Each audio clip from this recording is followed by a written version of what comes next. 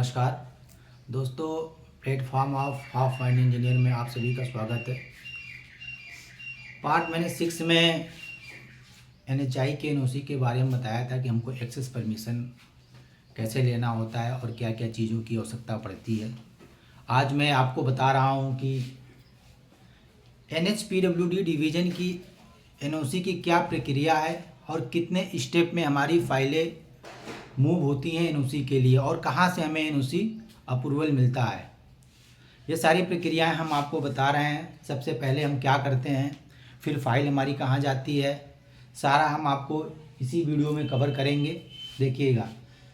सबसे पहले हम अगर किसी या तो पेट्रोल पंप हो या अदरलैंड हो या होटल हो या रिसॉर्ट हो, कुछ भी हो XYZ, या भले हमारा खेती क्यों ना हो, हाईवे किनारे हमारी कोई खेती हो, कुछ भी हो XYZ, अगर उसकी NOC लेनी हो, जैसे कि ये हमारा हाईवे है, ये इसको हम ले लेते हैं NH2। ये NH2 हमारा हाईवे है, ये हमारी लैंड पड़ी हुई है, ये मानिए हमारी लैंड है, ये हमारी लैंड है और इस लैंड का एक्सेस परमिशन हमें लेना है सरकार से।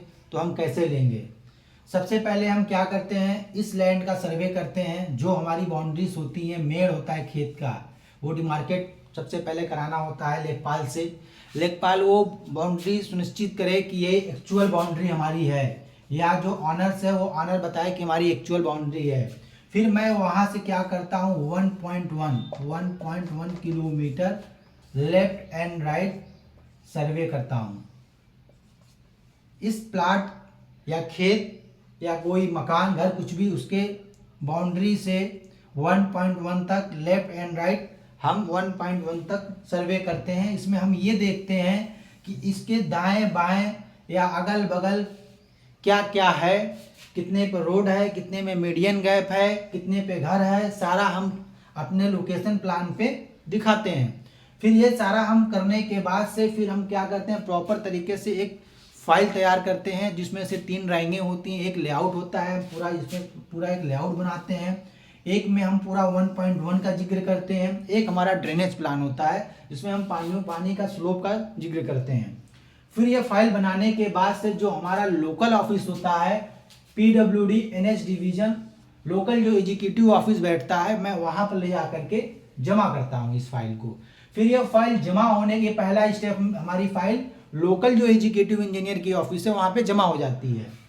जब ये फाइल वहाँ जमा हो जाती है तो इस फाइल को जो हमारे वहाँ के JT बाबू होते हैं, /JE इस और AE, इस फाइल को प्रॉपर तरीके से चेक करते हैं। चेक करने के बाद से अगर कोई टेक्निकल त्रुटि मिलता है तो हम लोगों को अवगत कराते हैं। फिर उस पर करेक्शन होकर के फिर फाइल सबमिट किया जाता है। फिर ये फाइल एक्सीएन के पास जाती है। ये एक्सीएन फाइल को अपने आगे के लिए प्रोसीड करते हैं। ये फाइल जाती है सर्किल में, दूसरा स्टेप। ये फाइल फिर सर्किल में चली जाती है। सर्किल में भी वही है, JT बाबू और जो भी वहाँ के अधिकारी हैं, इस फाइल को जो भी टेक्निकल बंदा है उस फाइल को प्रॉपर तरीके से जांच करेगा, कहीं ये बंदे ने तो नहीं कुछ फाइल छोड़ दिया है।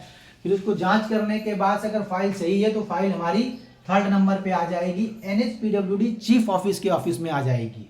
यहाँ भी हमारे JT बाबू होते हैं और चीफ साहब, दोनों लोग इस फाइल को प्रॉपर तरीके से चेक करेंगे। अगर कोई टेक्निकली कोई फॉल्ट होगा तो ये प्रॉपर तरीके से ये फाइल को रिकमेंड करके वापस कर देंगे कि ये त्रुटियां जो कमी पाई गई है इसको सही किया जाए। जब ये फाइल आगे, आप देखिए, फिर फाइल आगे बढ़ती है। अगर सब कुछ सही होता है तो ये फाइल हमारी चली जाती है RO हेडक्वार्टर मोर्थ को। मोर्थ का भी यही काम है। ये भी क्या करता है, अपना पॉइंट वे करता है। टेक्निकल जो यहाँ के एग्जीक्यूटिव इंजीनियर हैं, जो और भी अन्य ऑफिसर हैं टेक्निकल, इस फाइल को प्रॉपर तरीके से चेक करते हैं। चेक करने के बाद अगर कोई कमी मिली तो डायरेक्ट अपने जो ऑफिस से जिस चैनल से आता है उस चैनल को अवगत कराते हैं, फाइल को वापस कर देते हैं। नहीं कुछ होता है तो ये फाइल को क्या करते हैं, यहीं से NOC ग्रांट अप्रूवल दे देते हैं। अब यहाँ पर 2 प्रॉब्लम है। एक NOC जिसमें जो हमारे केस जितने क्लियर होते हैं, हमारे 1 मीटर के दायरे में किसी प्रकार का कोई इंटरसेक्शन कुछ नहीं होता है, वो वहीं लोकल RO मोड से NOC मिल जाती है। जिस केस में इंटरसेक्शन होता है, जिसमें सर्विस रोड का प्रावधान होता है, वो फाइलें हमारी RO हेडक्वार्टर दिल्ली चली जाती हैं, वहां से अप्रूवल इनका आता है। जैसे जिस तरीके से अप्रूवल आएगा उसी चैन से ये फाइल पुनः वापस जाएगी और चली जाएगी हमारे लोकल जो ऑफिस एग्जीक्यूटिव इंजीनियर की थी वहां पे। वहां से फिर ये क्या करते हैं, हमको एनओसी ग्रांट करने के लिए जो भी इनका पैसा होता है सरकारी फीस जमा कराते हैं।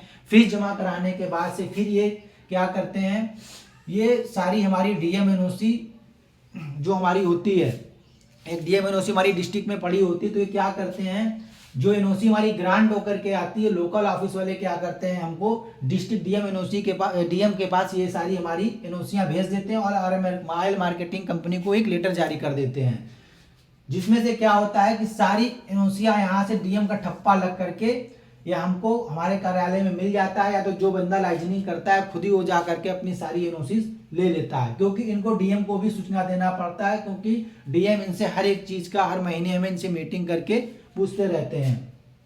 एक चीज मैं आपको और बता रहा हूं, जो हमारा स्टेट हाईवे है, ओडीआर है और एमडीआर है और वीआर है, इन रोडों के लिए हम क्या करते हैं, इनका स्टेप हमारा सिर्फ 2 में है।